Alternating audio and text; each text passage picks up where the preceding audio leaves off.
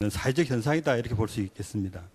물론 교육적 측면에서 유 교수님께서 여러 가지 말씀을 해주셨습니다만 두 번째로서 우리가 교육 재정 측면에서도 보더라도 학생 1인당 교육비를 한번 살펴보면 소규모 학교와 대규모 학교 차이는 한 2배에서 3배 정도 차이가 납니다.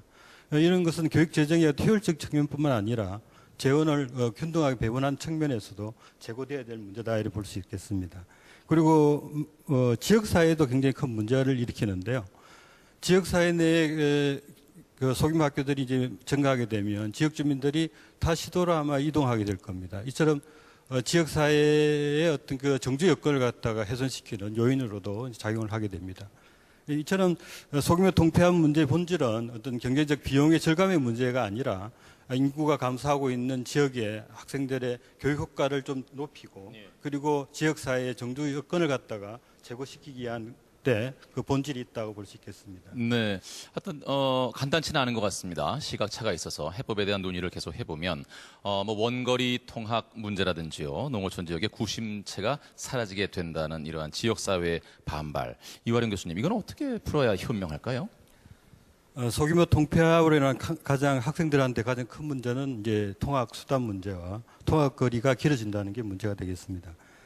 중등학교 같은 경우에는 송리산 중학교처럼 기숙사를 이제 마련해서 어느 정도 해소가 될 것 같습니다. 그런데 초등학교 같은 경우에는 아마 통학버스가 지원이 돼야 될 겁니다. 그리고 통학버스 지원 제공을 함과 동시에 또 운영비도 지원을 해야 되겠고요. 또 이참에 우리도 외국처럼 학생들 통학 안전을 위해 확보할 수 있는 지침이나 규정 등을 마련해서 학생들의 안전을 담보할 수 있도록 해야 될 것 같습니다. 두 번째 문제로는 이제 폐교 지역 주민들의 어떤 상대적인 박탈감입니다. 그래서 이런 박탈감을 해소하기 위해서는 이제 폐교 시설을 지역 주민의 문화 교육 공간으로 리모델링을 해서 지역의 중심 역할을 환원시키는 그런 방안이 제안되기도 합니다.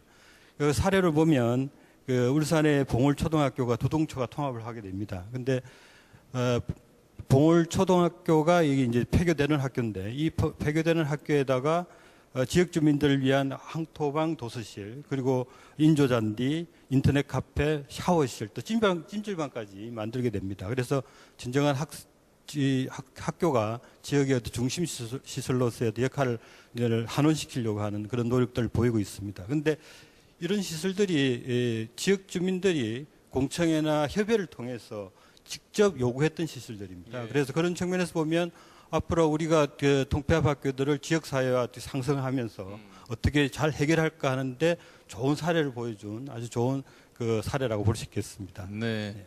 지역사회의 뭐 정서, 문화, 뭐 여론 이런 걸 감안해서 저렇게 탈바꿈 할 수도 있다는 말씀이셨는데요. 강논술 의원께서는 이 학교 통폐합에 관해서는 어떤 견해 갖고 계십니까? 지금 아까 말씀하셨다시피 그 소규모 학교에서 드는 1인당 교육비가 중대규모 학교에 비해서 2~3배 정도 높다면은 그런 상황에서 통폐합 문제를 건드리지 말고 그냥 놔둬라. 우리가 다 알아서 하겠다. 그건 논리적으로 설득을 할 수가 없겠죠.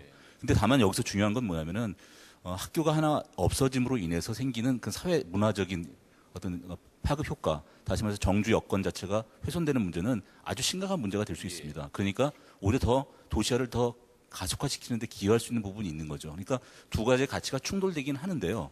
그러면